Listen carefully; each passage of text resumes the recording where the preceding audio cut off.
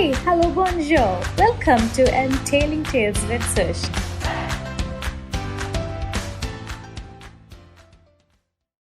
Sinking in the series. Next couple of episodes, as I told you in our previous podcast, will be listening to Sudha Murthy's stories. I will be your storyteller. So it's basically Sush reading Sudha's stories. If you're keen to know about who Sudha Murthy is, kindly listen to our previous episode. If you admire her and wish to know more about her, stay tuned to Entailing Tales, as few of our upcoming episodes are stories revolving around Sudha's life and her values. Our first story from the Sudha Murthy series is about young Sudha's memories with the House of Tata. It was the beginning of an association that would change her life in more ways than one.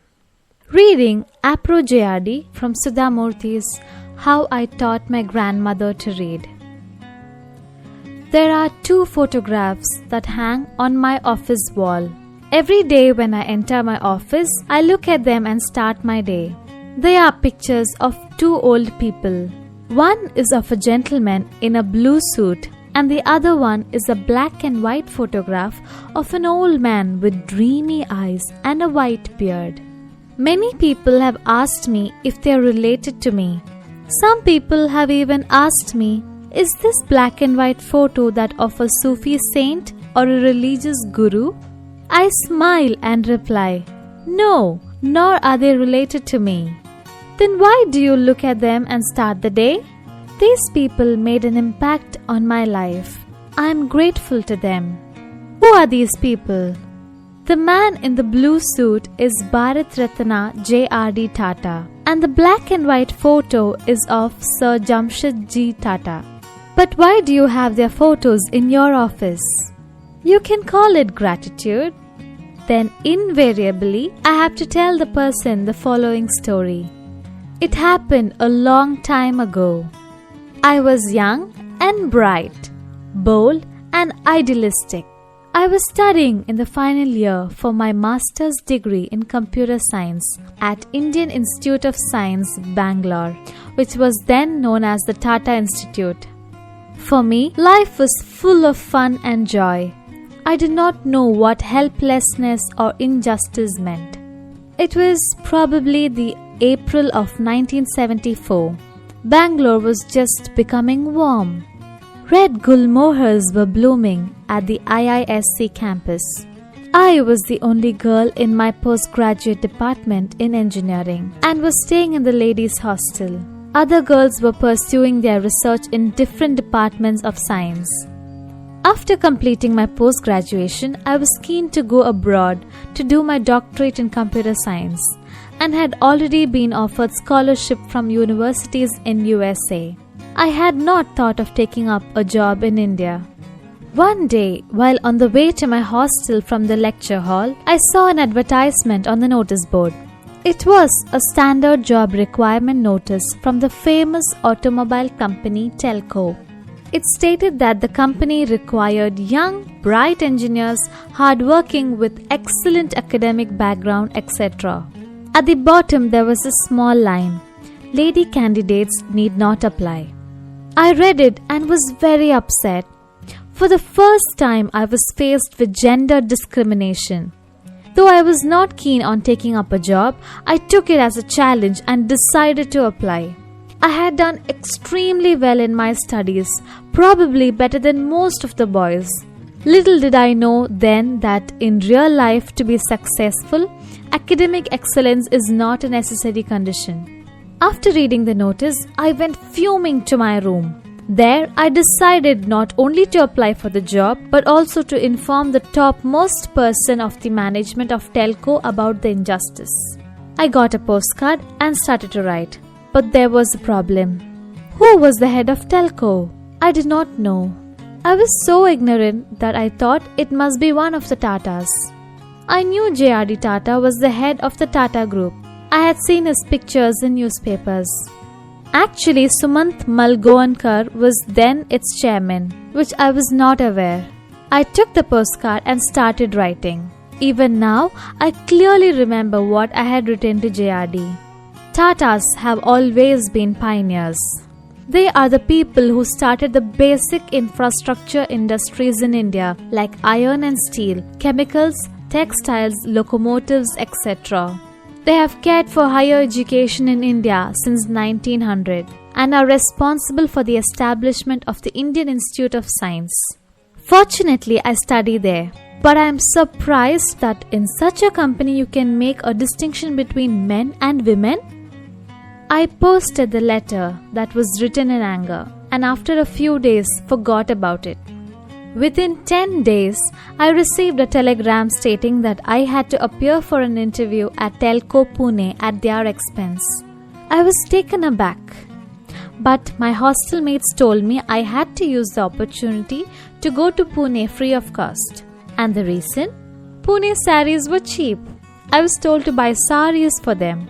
I even collected 30 rupees per head for each of their saris. Now when I look back, I feel like laughing at the reasons, but then they seemed good ones to make a trip. This was my first visit to Pune. I fell in love with the city, and even to this date, it is very dear to my heart. I feel as much at home in Pune as I do at Hubli. The city changed my life in so many ways.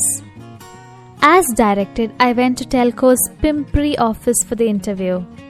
There were 6 people on the panel, and it was only then that I realized this was a serious business.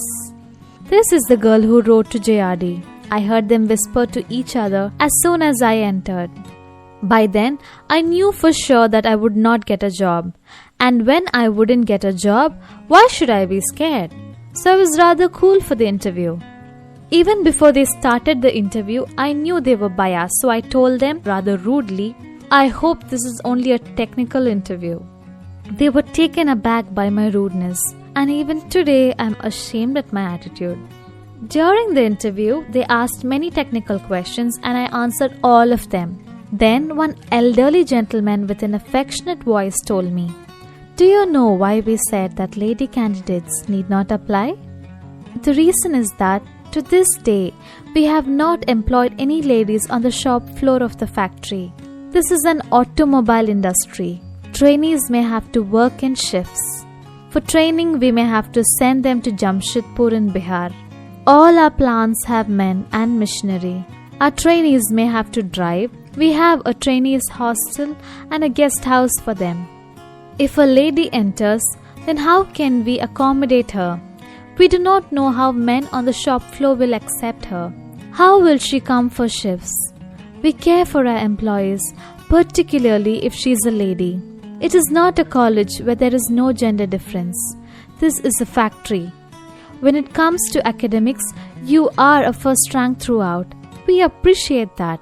People like you should work more in research laboratories." I was a young girl from small town Hubli. My world was very small. I did not know the ways of large corporate houses and their difficulties. So I answered, "But somewhere you must start. Otherwise, a lady will never be able to work in the factories. You are pioneers in many aspects of life. When I look at your industries, you are far ahead of other people. If you think this way, then how will any lady ever enter this so-called man's domain?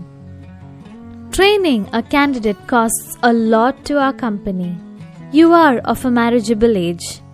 After your training, you will leave this company and shift to wherever your husband works. Is it not a waste of money for us?" I thought for a moment and replied, "I definitely agree with what you say. I'm sure when many of you married, your wives came along with you. That has been our tradition. But is it also not true that many men undergo training and just for a few more 100 rupees they shift their jobs? You don't have any rule for them. You can't stop them." Finally, after a long interview, I was told I had been successful in securing a job at Telco. On the way back, I got down at Hubli, my hometown. I was eager to meet my father, always my best friend, and tell him my adventure. I was sure he would be happy and praise me. But I was in for a shock. He was very upset. He said, "You should have basic manners when addressing elderly people like JRD Tata. You should have written the letter more politely and put it in an envelope instead of sending a postcard. Now you have to take up this job because you are morally responsible." That is what my future had in store for me. Never ever had I thought I would take up a job at Pune.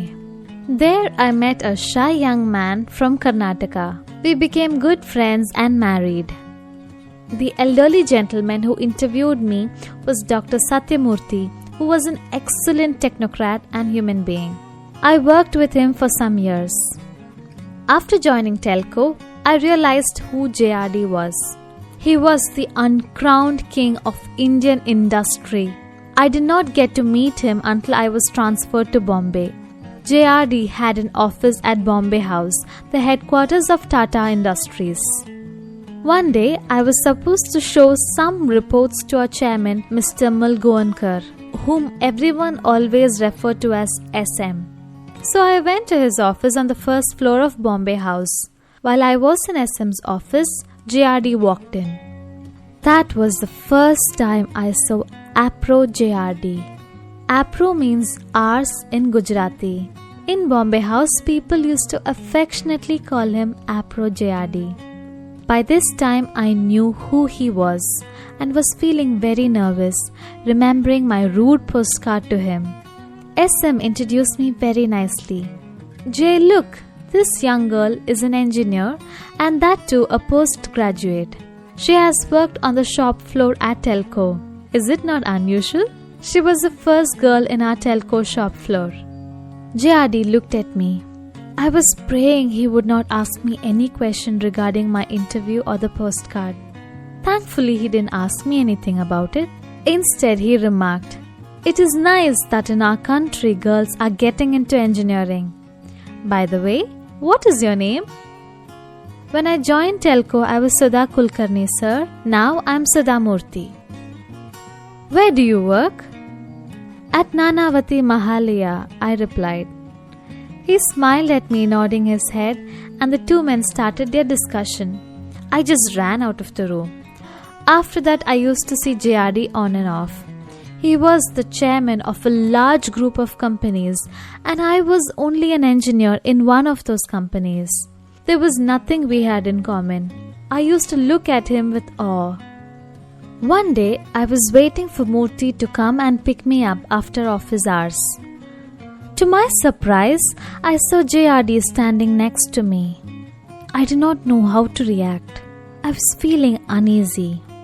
Again, I started worrying about the postcard. Now, when I look back, I realized JRD must have forgotten about it. It must have been a very small incident to him, but not so for me. He asked me, "Young lady, why are you here?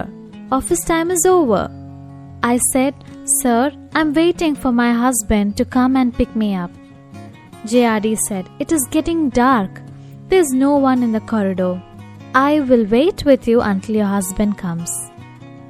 I was quite used to waiting for Murthy, so I was not bothered much by having to wait in the dark. But having JRD waiting along with me made me very uncomfortable. Out of the corner of my eye, I looked at him. He wore a simple white pant and shirt. He was old, yet his face was glowing, without any air of superiority. I was thinking, look at this person. He is the chairman, a well-respected man in our country, and he is waiting for the sake of an ordinary lady employee. As soon as I saw Murthy, I rushed out. JRD called and said, "Young lady, tell your husband never to be late and make his wife wait." In 1982, I had to resign from my job at Telco. I was very reluctant to resign, but I did not have a choice. Even now, my love and respect for the house of Tatas is the same. I always looked up to JRD as my role model for his simplicity, generosity, kindness, and the care he took of his employees. After I had made my final settlements with the company, I was coming down the steps of Bombay House when I saw JRD coming up. He was absorbed in some thought. I wanted to say goodbye to him, so I stopped. He saw me and he also stopped. Gently he said, "So what are you doing, Mrs. Kulkarni?" That was the way he always addressed me. "Sir, I'm leaving telco." "Where are you going?" "Pune, sir. My husband is starting a company called Infosys, so I have to shift to Pune." "Oh, what will you do when you're successful?" "Sir, I do not know whether we will be successful or not." Never start with diffidence. Always start with confidence. When you are successful, you must give back to society. Society gives us so much. We must return it back. I wish you all the best. Then JRD continued walking up the stairs. I stood for a while watching him. That was the last time I saw him alive. Many years later, I met Ratan Tata in the same Bombay office, occupying the same chair as JRD. I told him many of my sweet memories of working with telco. I said, "I can't call you Mr. Tata like Murthy calls you. You're occupying Appro JRD's seat. You will always be Chairman Sir to me." Later he wrote to me, "It was nice listening about Jay from you. The sad part is that he is not alive today to see you." I consider JRD a great man because in spite of being an extremely busy person, he valued one postcard written by a young girl who was asking for justice and questioning him.